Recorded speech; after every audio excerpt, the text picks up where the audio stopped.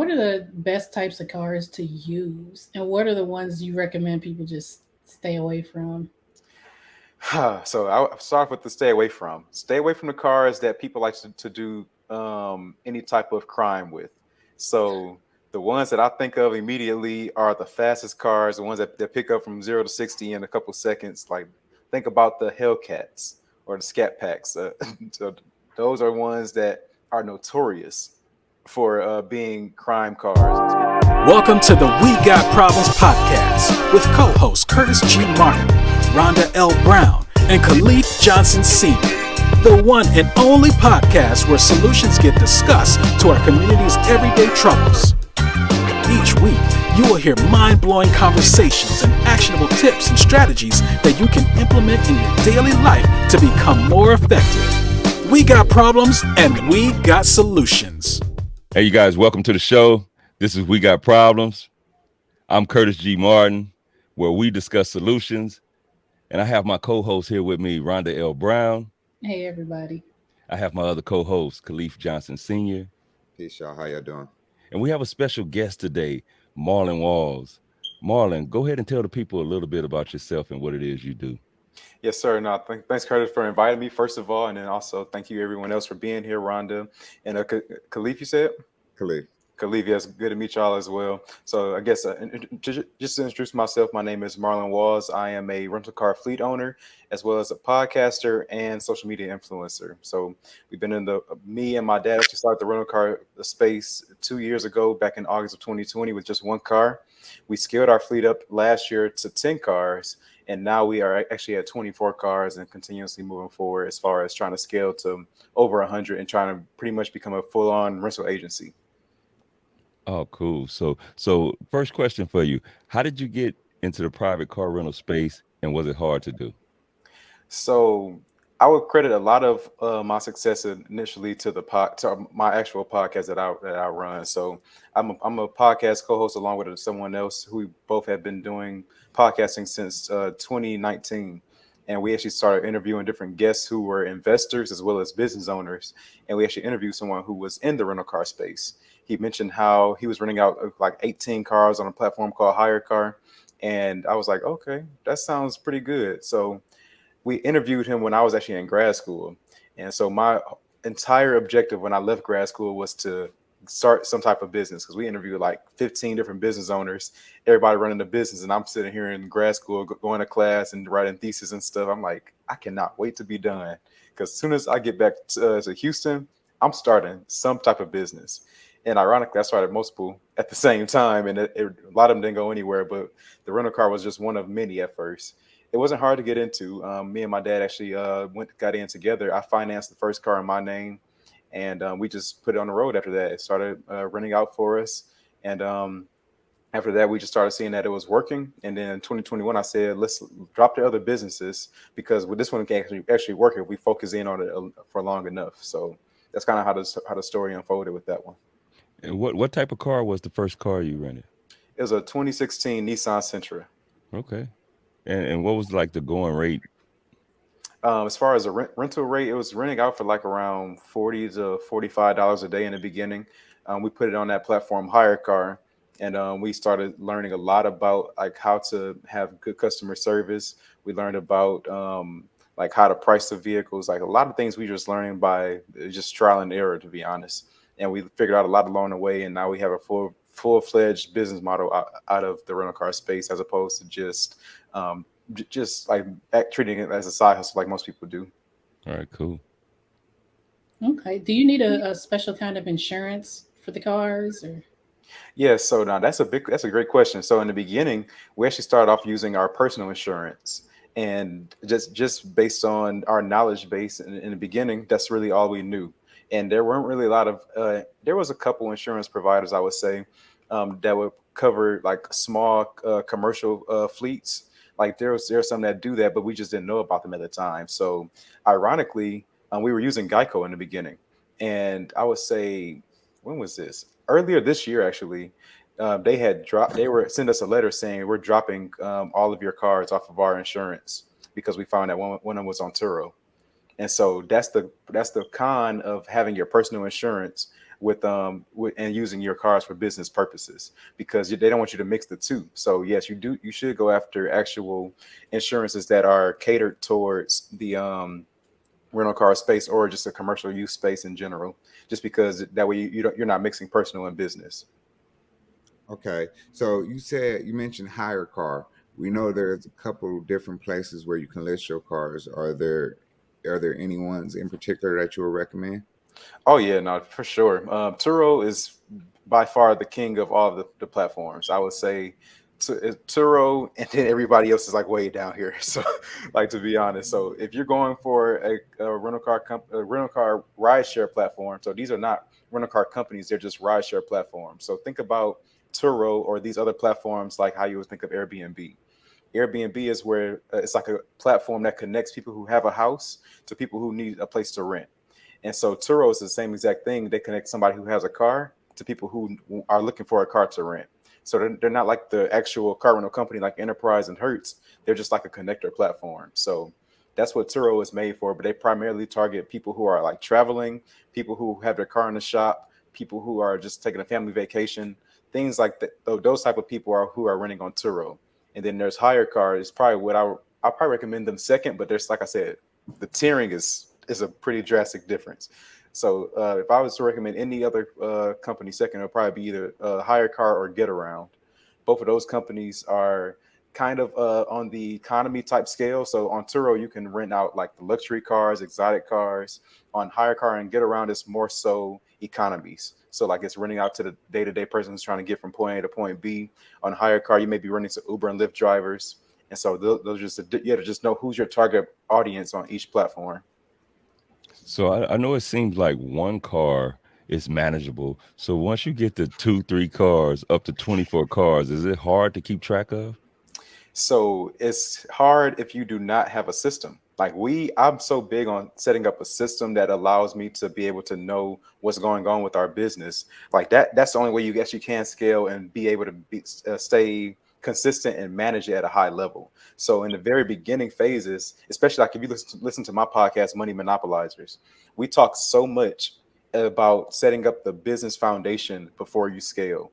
Because once you do scale, you're going to need more help. You're not going to be able to run everything by yourself. We have 3 employees. I have like 2 fleet managers, and we have a operations manager. And we can scale with them probably up to 60 or 70 cars before we need somebody else. And so it was very important to have the foundation. That way, when we start bringing in help, we can have a systematic process for what they need to do when they come on board. But most people are not thinking about setting up the system until it's too late, and now they have 10 or 15 cars, and they're trying to figure out how can I get out of the situation. So set up the structure in the very very beginning when you have 1, 2, or 3 cars. Learn the ropes, like what are you doing on a day-to-day basis. Write it all down and make sure that you can teach somebody else when they come on board. That was the key for us. Okay. So I'm sure you have a lot of cars. What do you do if somebody tries to steal them? Like, Oh, have you had that happen? actually, it's a recent story that we got. So there's a couple of recent stories with theft. So you got to keep in mind that there's 2 types of theft that could happen. One is if the car is on a trip, like if it's on a trip on like Turo, and then there's another one if the car is off the trip, it's outside of a trip. And so there's a few ways you can go about preventing theft. Number one, of course, is having a GPS tracker and kill. So GPS tracker comes with a kill switch inside of your vehicle. This is very, very critical because for one, it allows you to know where the car is at all times. That is like you shouldn't even start the rental car business without a GPS tracker. That's like the absolute utmost thing you should have. That way you can know where your car is at. And then it's really good to have a kill switch feature with that GPS tracker. That kill switch allows you to enable and disable your car. So if the car is sitting on your lot and it's not in use, you can disable it. That means that if somebody finds a way to get into your car, like if they were able to if they're like a locksmith or something and they broke into your car, they still can't enable it. And then the tracking device actually will send you a notification if it's being tampered with. So all of these things allow you to able to monitor your car from a remote location. Then on top of that, there's also lock boxes, and there's also there's a lot of different ways that you can mitigate your risk when it comes to getting your cars, preventing your cars from getting stolen in general. So lock boxes, GPS trackers, and just being mindful about what's going on. Like I said, whether it's on the trip or off the trip. And so I'm looking to get into business. Um, would I go for a lease car or own my car? What's the pros and cons of leasing or owning? So it's all about your business model, to be honest. So I know people hate the word, hate the phrase, it depends, but it definitely does. So for us, we don't ever plan on owning our cars outright. This is something that I learned a lot from like larger car rental companies, because my goal personally is to become a large car rental company. And so I'm going to learn from who I aspire to be like. So a large car rental company, actually did some research for Enterprise and Hertz. Believe it or not, they actually do not own a car for more than 6 months. Like Wow. that, they actually recycle their cars that frequently. Whereas most other Turo hosts, they will try to own their cars outright until they pay it off completely. You can do that if your goal is to pay off your car and not really like scale the business, then you can definitely do that. The problem is that the rental car business is a very different business in regards to like the mileage you're putting on your cars versus a normal day-to-day person that's just driving their cars to work or just driving their cars for leisure use. Like if you drive your cars for leisure, you may put like 10, 15,000, maybe less than that miles on a car per year. Versus if you're in the rental car business, expect your cars to go up in mileage a lot more. So as you start going, so imagine if you put 30,000 miles on your car every year, or 40,000, which is very possible. Over 5 years, you've put 200,000 miles on your car trying to pay it off. So that's something you have to be very mindful of, is that if you're renting out your cars, this is a business now. I know you wanted to use it for personal. You want to like maybe drive your dream car for free. You can do that, but keep in mind that the mileage is going to be something that will play a factor that you have to just take into consideration when you first get started. That way you can know what is your exit strategy. I'm so big on that within my programs that we teach people. Exit strategy is absolute key. So you have to know, do you plan on keeping this car long term? Do you plan on giving it away to somebody? Do you plan on selling it? Do you plan on selling it for a loss or selling it for a gain?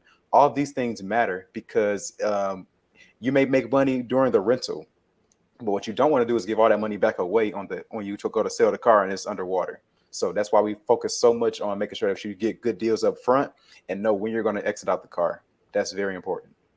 Cool. Okay, so you said you started with just one Nissan Sentra. How many cars did you actually have to have under your belt before you start to see a real profit? You can see a profit from day one, I would say, because the Nissan Sentra, let's look at the numbers on that one. The Nissan Sentra, its car note was $191, and the insurance was another $70. That's a $260 in total. The car would make $1,000 in a month very easily. So it just depends on like how the market is and making sure that this market is right for you. The market is right for that particular car. So if you allocate for like repairs and maintenance, let's say that you get an oil change, that may be another $50, and then you have to every now and again you may get the car refueled, or you may have to get the tires fixed or something like that. So the maintenance, it's not every single month. It just is like every now and again. So as long as you can keep your overhead low, like your fixed costs low, the car note plus insurance, you can cash flow on any type of car. It just depends on what car you get.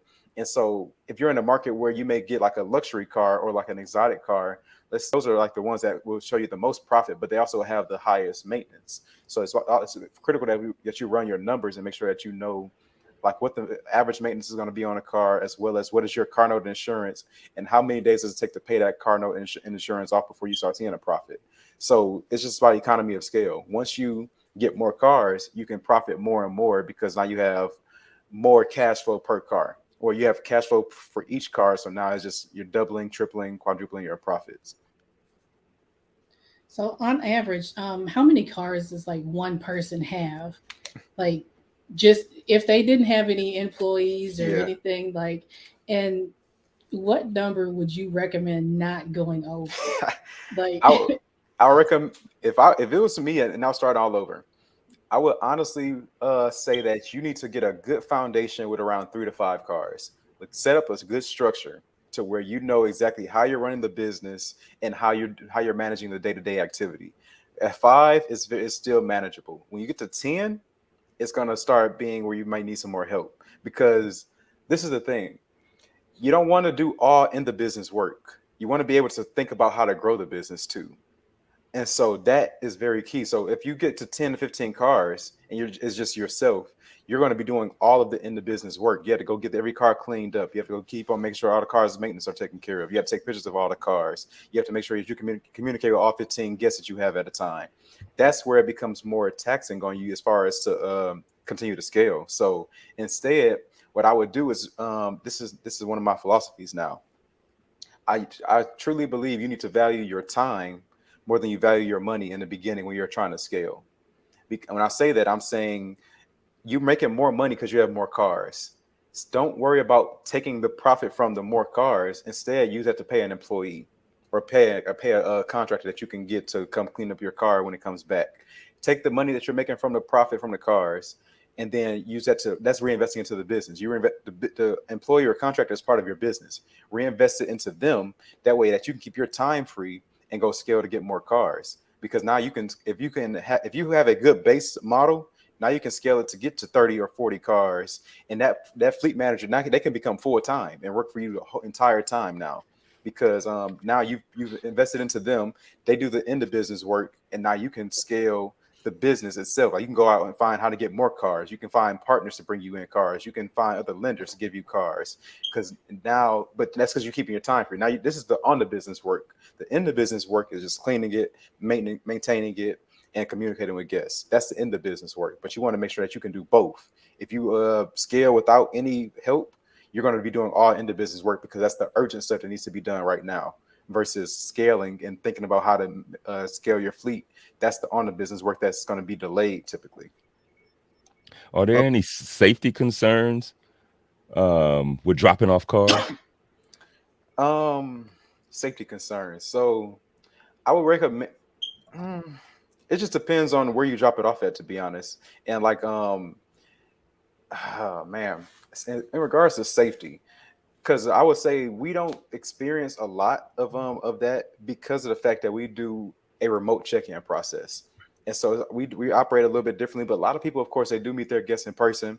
And it's all about like there's safety concerns in regards to, let's say, COVID, which is something that has been prevalent. So you can wear a mask and you should be keeping social distancing if and when applicable.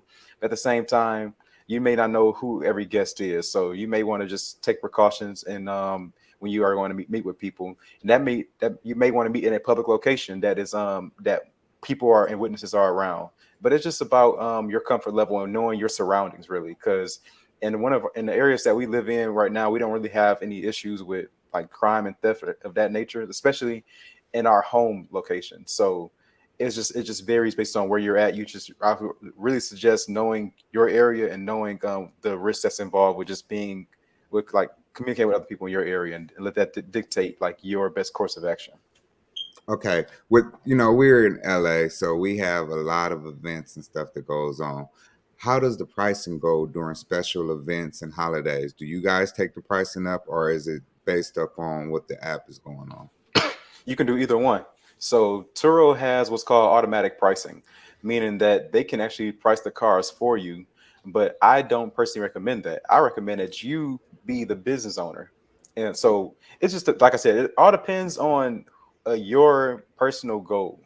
I am thinking entrepreneur business owner, meaning that I want to take the initiative and say, this is what the market is trending towards right now. I do know that there's an event coming up, meaning that I probably can adjust my prices. So let me see what the other hosts around the area are pricing their cars at right now. See if I make sure I'm still staying competitive, but make sure that I'm also not leaving money on the table by keeping my cars priced too low. That is being independent and thinking like a business owner versus saying I'm gonna let Turo handle it and I'm gonna just sit back. It depends though. Like if you don't want to be a business owner, you don't have to. And Turo will actually have automatic pricing for you. But at the same time, they're probably going to price it a little bit lower because that is just they tend toward the safer route as opposed to marking your car up to get the max dollar. So it's all about your personal preference of what is your goal in the business. Now, I know we were talking about insurance earlier. What happens if somebody does wreck your car? So it was it on or off the trip? Either way.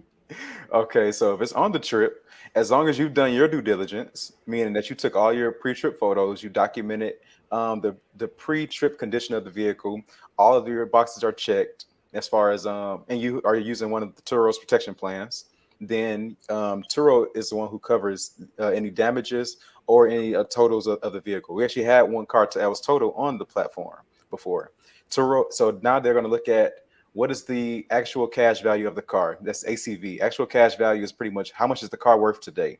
So I'm gonna use our exact example. We had a 2019 Honda Accord. We owed 25,000 on it at the time of the accident. The car was on a trip, and it got totaled. It was the other person's fault. Like they actually T-boned our renter during the trip. The airbags deployed. The car was totaled out, and then Turo looked at and evaluated everything and said, "Okay, this is a total loss. We're going to pay you out for what the car was worth," and because they're going to go through their insurance companies in order to do that. So now they look at it and say the actual cash value of that car was 28,000. We owe 25,000 on the car. So what they do is they collect all of our lender information, they pay off the lender, and then we take the difference. So 28,000 minus 25,000 is 3,000. That's what we take as pocket money. That goes into our pockets, and that's what we made in surplus from that particular deal. Now, the opposite effect would be if the car was underwater, because you owed 25,000, but what if the car was only worth 22,000? Well, now they're going to pay out the lender 22,000, and you come out of pocket the rest.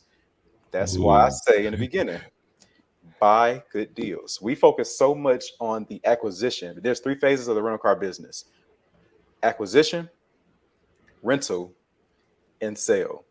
You do not, if you focus on just the rental and not the acquisition, you may lose money on the sale. So you focus most of your efforts on the acquisition because everything else will take care of itself. If you focus on the acquisition and get a good low rate, a good deal on the car, then you're going to make the most profit possible during the rental, and you won't sell for a loss on the sale. So that's where all the focus gets put onto the acquisition. You have to make sure that you get a good deal up front to take care of the other 2 phases later. And so you talked about a car being totaled. What's some other issues that you've ran into that you didn't think was going to happen? Oh, the perfect one is when somebody drives your car up to Chicago and they get the car impounded up in Chicago when I'm in Houston. So that's the first one that comes to mind. That was probably one of our worst experiences. So this is something that we learned during that time, is that the impound lots want the owner to be there when they go and get the car. So we had to figure out how can we get the car from Chicago without flying out there, because nobody's about to fly out to Chicago to get this car out the impound lot, and they're going to charge you like another $200 every day while the car is in the lot. So that's when we learned about doing authorization letters.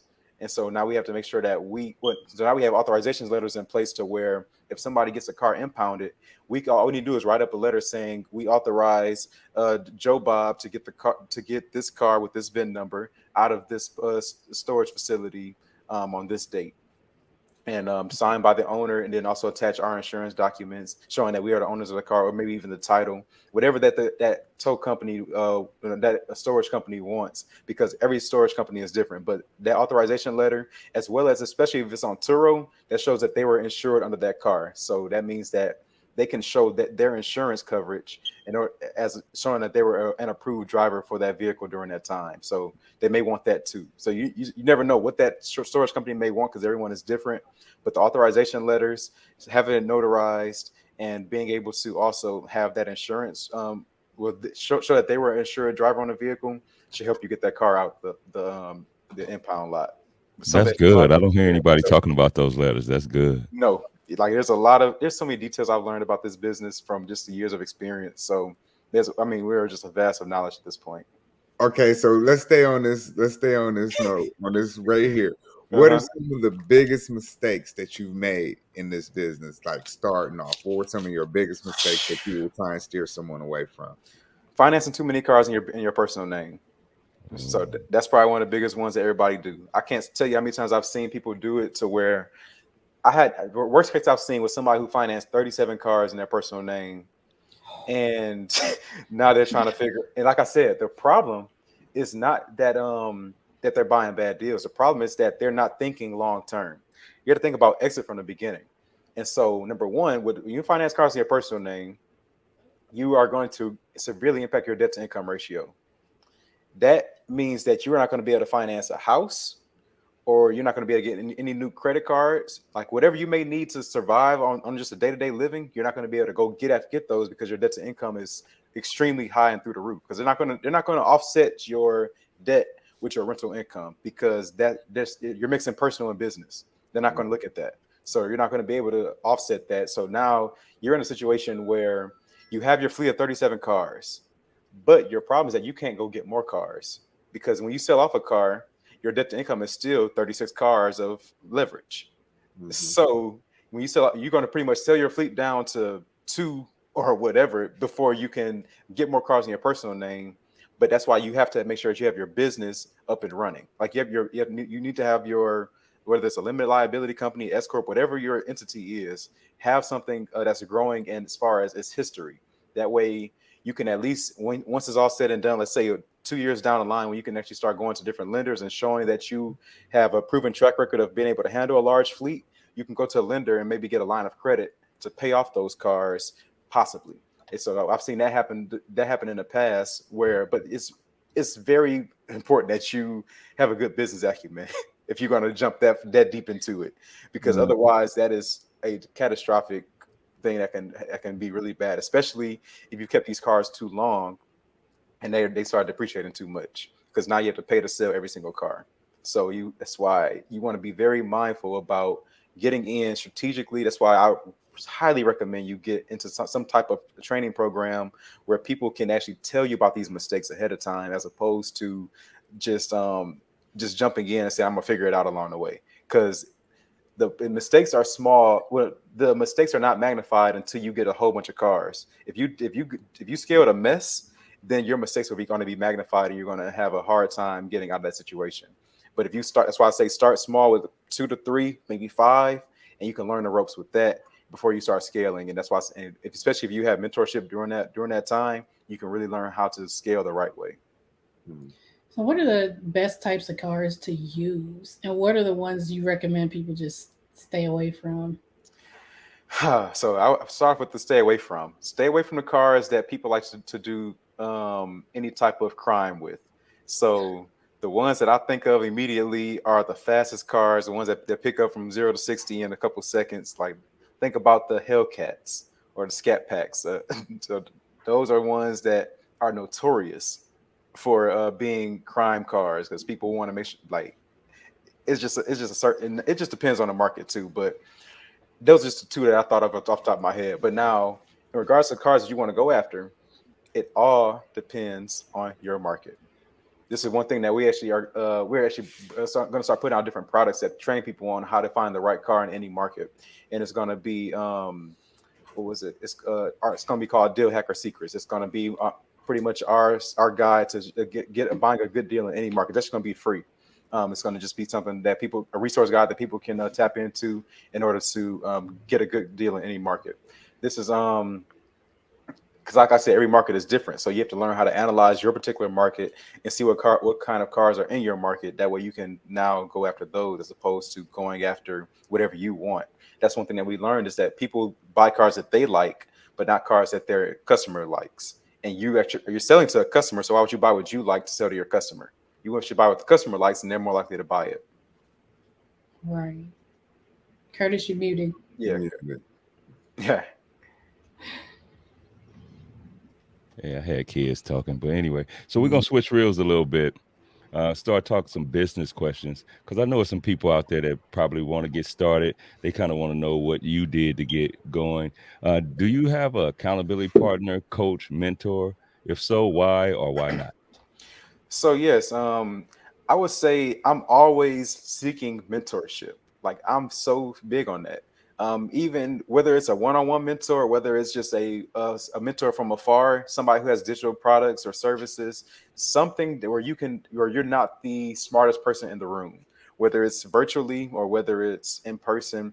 Find someone that's more knowledgeable about you in any and every industry that you can, and it's whatever is specific to you. So for me, I have a business coach who was training us up on how to build up our business credit. At the same time, she was just very just very different as far as her the way she thought about like being spontaneous and thinking of different solutions to problems.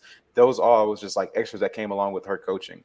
And then on top of that, I also had people who like David Shands as an example. He was not necessarily a direct mentor, but at the same time, I was learning a lot about how did he run his operation with building his community, or how did he approach solving problems? How did he think like an entrepreneur? These things are more fundamental that you need before you actually are able to start scaling to become a large entrepreneur. You need to first learn how to think like an entrepreneur. So that was why that was a perfect setting for me in the beginning phases, because I had to learn to transition from an employee to an entrepreneur mentality. And he was a perfect example of somebody who thought as an entrepreneur and could teach that to everybody that he came into his community. And so it's all about, like I said, finding a mentor that is where you want to be, whether it's mentally, physically, or financially, and then latching on to them and learning what you can from them during that season of time to get you to the next level. Okay. So did you start an LLC or S corp? Why? And isn't it? Excuse me. And is it in a trust? Great question. So, no, it's not a trust. That's something that we have been recommended to by our business coach, and that's something that we are looking to set up anyways, too. I would say LLC primarily because that's all we knew at the time. LLC would limit our liability and separate our business from our personal use. And that was pretty much the extent of it, is that we could set up everything as we could pretty much separate the rental car space from our personal assets through the LLC, and that would be just fine. And now, as we continue to scale, we have different conversations with our accountants and with our CPAs about the benefits, the pros and cons of the S corp versus the LLC as we continue to scale, and then we'll continue also to have those trust conversations as well.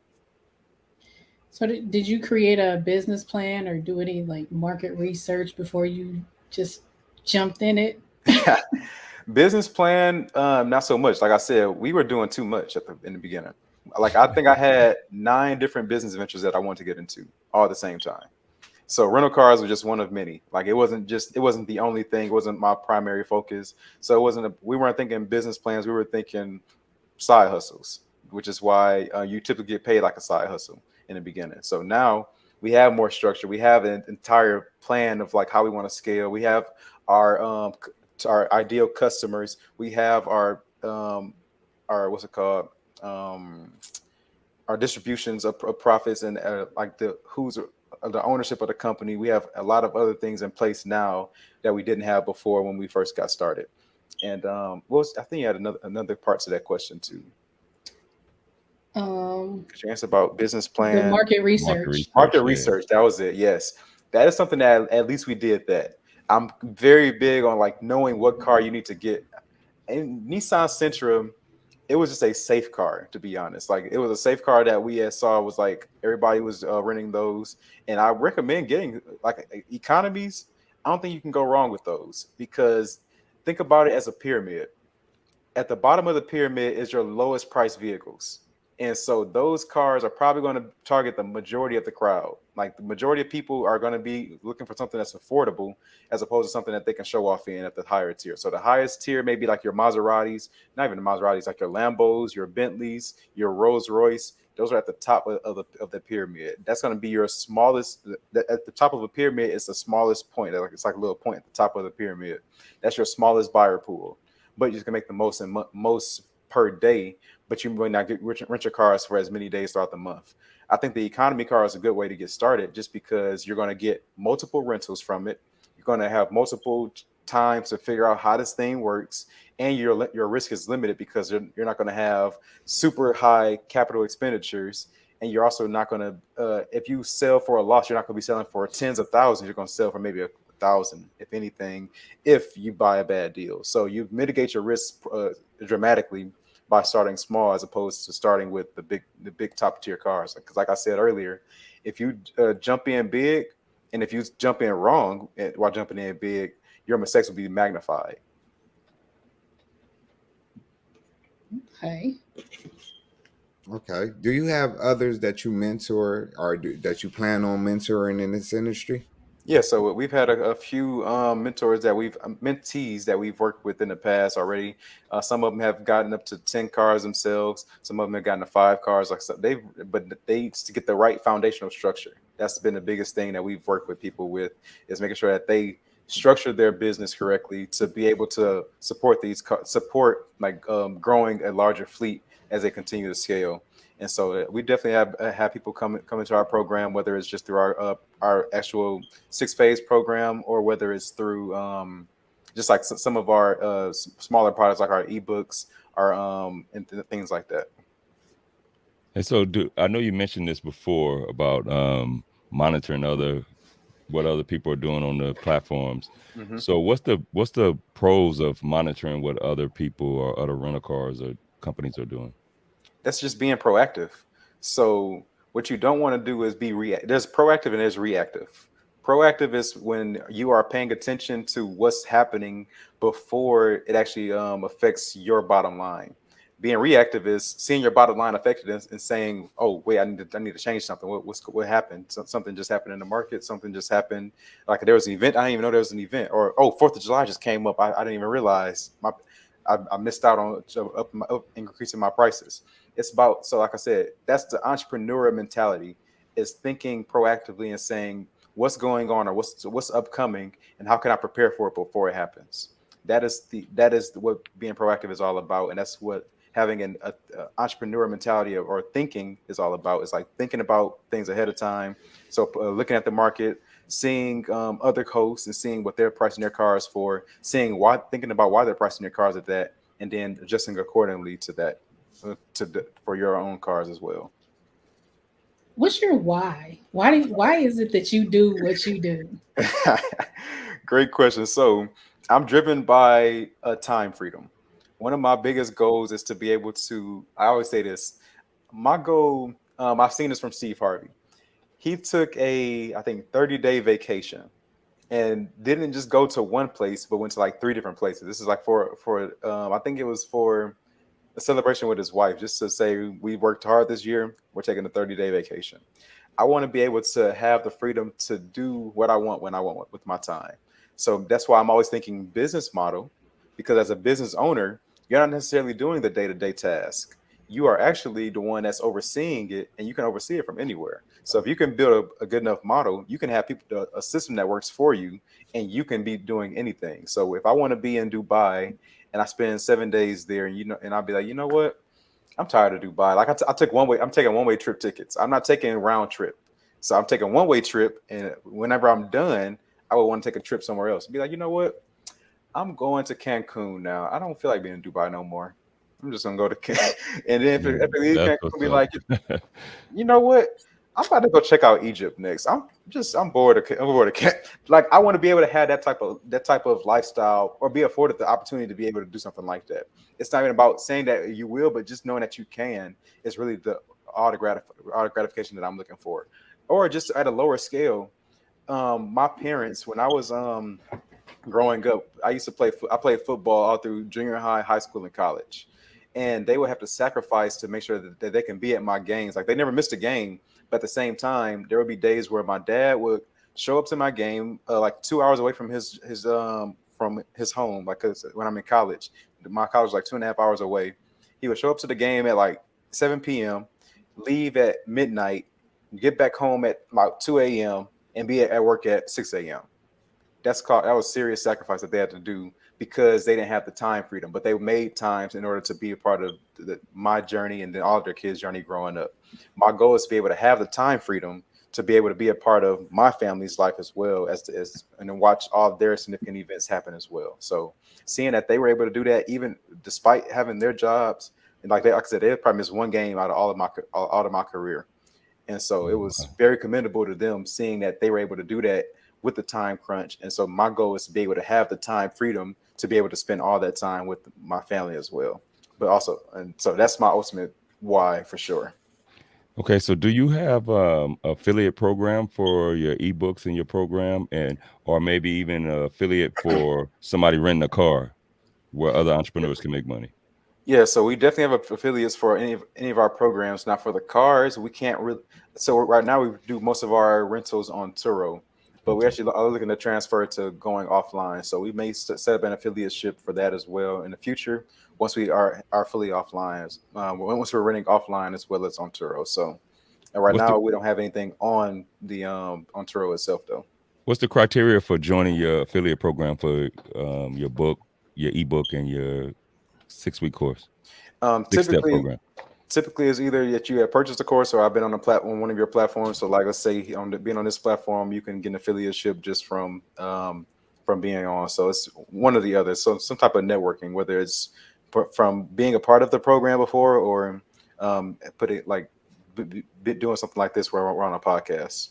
Yeah, we definitely want to drop the Yeah, link in the show notes. for So sure. Okay, so are you a solopreneur, or did you have a team that you started off with to build with, or was it a hard thing to do to kind of figure it out by yourself, or did you have a team to help you with? The team was definitely just me and my dad in the beginning. That's why we were able to scale to about 10 or 15 cars before we needed more help. Because I remember I said earlier, if you can get about 5, maybe get close to 10 before you need extra assistance, we had about 10 to 12, and we were able to still manage with just us two. But as you started getting beyond there, that's when you just need more people. Were there times where you thought it wasn't going to work? Like I know you said you started out with like 9 of them, but Yeah. with the cars, was there at any point in time where you're like, oh, this ain't going, I can't do this? Yeah, that's entrepreneurship.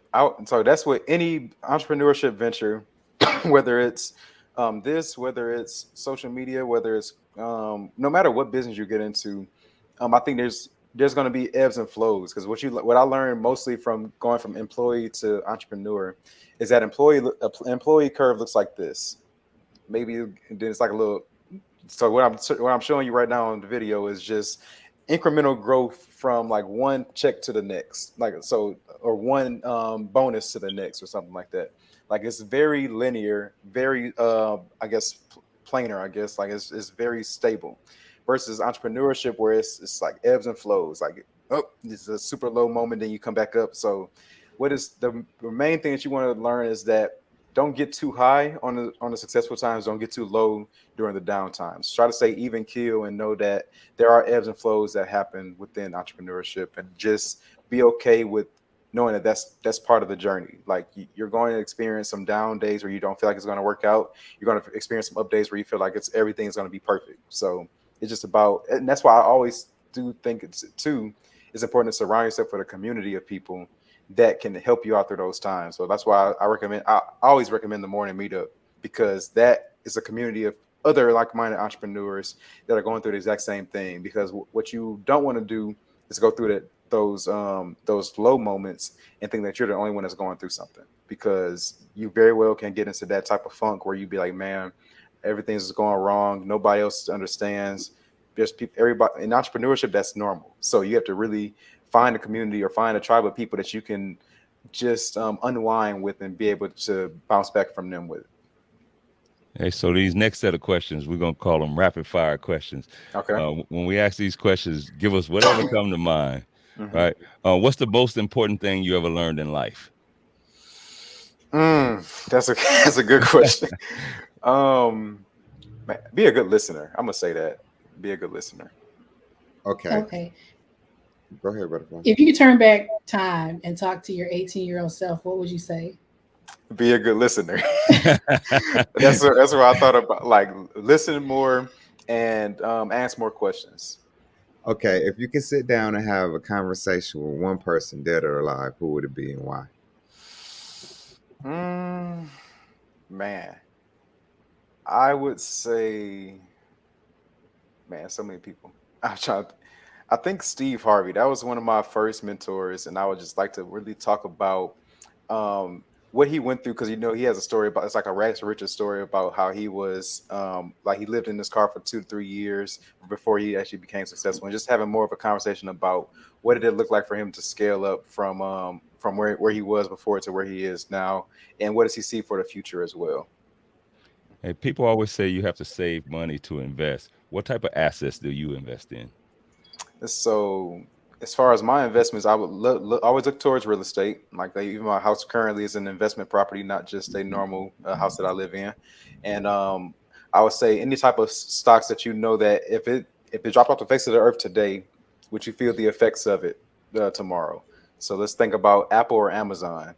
If they fell off the face of the earth, how many people would feel those effects? Yeah, we wouldn't know how to act. So those are the type of companies that I like to invest in. That I know that a lot of people are riding on them to continue going. So that's what I think about. What's one tool that you use that makes your business run like smooth? One tool that I use, this will be a free one for y'all. It's an app called CarSync. CarSync is a really good one in regards to like software. It's like a software management that connects all of your different rideshare platforms together. Turo, Hire Car, Get Around, messaging templates. What's it called? Toll reimbursements, income tracking, lots of stuff, and it's actually free as well. So definitely free game for y'all on that. Good one. So, if you could recommend one book, which one would it be? Dang, that's a loaded question because there's so many different books. Like, what type of book are you looking for? Just any book? If you had one book that you had to send somebody on an island with, one book, which one would it be? Man, I'm looking at my bookshelf over here. I got like a list of like 40 books. Oh my goodness, that's a Your go-to. Rich Which Dad Poor go-to? Dad. Rich Dad Poor Dad. That is literally the foundation of everything I'm doing. That was the very first book I read that got me on this entire journey. So Right. I think that can be a catapult for a lot of people. All right, cool. So, what's one tip that you can give the people that will help make our community a better place? Find more mentorship. Find more people that are doing what you aspire to do. That's not necessarily the mainstreams. Like you see right now, a lot of us see athletes, rappers, and even drug dealers as people that were successful in the past, or they're able to find financial success. My thing right now is find people that are either look like you or don't look like you that you can learn from, because that's where if you is the difference between where you are today and where you want to be is what you know. And when you have the right knowledge, you can act on that knowledge to get the better results. So that's really the missing piece that's stopping you from being able to scale to achieve whatever it is that you want to out of life, is finding the right people to learn from. How do you balance work and family life? I balance it by saying all my time right now is going to be spent working. So all my time later is going to be spent with family. Like I'm front loaded. So that's something that Steve Harvey also said too on one of his videos. He said, grind in your 20s, because if you don't grind in your 20s, you're going to try to start figuring it all out in your 30s, and then you're going to look up and you're going to be 40. You'll be like, man, I wish I had didn't waste away all my 20s just BS and doing all this other stuff. I sure wish I had grinded and focused back then. So my 30s, 40s, 50s, 60s, I'm enjoying it with my family, or I'm enjoying it with people I care about. That's my personal way that I'm approaching life right now. Okay. So, how do you celebrate your wins?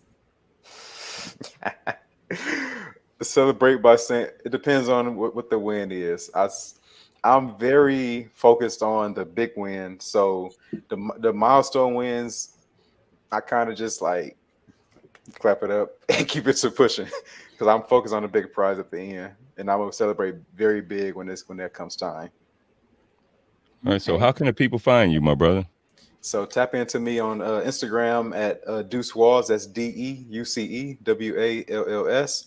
And then also you can tap into either any of our free products that we have, such as like that Deal Hacker Secrets. I'll have a link that's going to be left down in the bio or in the description for y'all, as well as our ebook, our automation ebook, 10 ways to automate your rental car business. Or you can tap into our rental car program that will teach you just how to go from beginning of a starter entrepreneur to having your a rental car fleet for yourself. Okay, so what would you like to leave the people with? What would you like to be your final message to the audience? I can't stress to y'all enough the importance of finding a tribe of people to resonate with. Like I'm keep on saying it, because that is literally what was a game changer for me. Like not being succumb to your own thoughts all the time, and having people that you can bounce ideas off of, not being the smartest in the room. That is absolute critical key to all your success. If you're the smartest in your room, you can't elevate. you're going to only elevate everybody else. It's good to be in that room to help other people out, but you have to have another room that you can go into that can feed you and help you elevate as well. Do never be the smartest person in the room, or at least not for long. Go find another room where you can learn from, and then find another room where you can teach people to come on a journey with you. All right, good stuff. Rhonda, what you want to leave the people with? One last message. Do your research. Mm-hmm. Do your research. Right. That'll stop a lot of head bumps. Yeah. All right, cool. Caliph, Mr. Johnson, talk to Oh us. man, this is a great interview, man. I think you really helped out a lot of people, young entrepreneur that might be interested in stepping into this space, and definitely tap in with them. If you guys are looking to go into this business, this is a king that you definitely want to follow. So tap in. All right. Appreciate you, bro, for coming on the show. Hey, you guys, this is We Got Problems, where we talk solutions, and we out. From the team at CRC Empire, we want to thank you for listening. To stay connected with us, like, share, and subscribe to the We Got Problems podcast. You can find us on social media platforms at Curtis Martin 247, at Rhonda Wrights Official, and at the_trash_vegan_.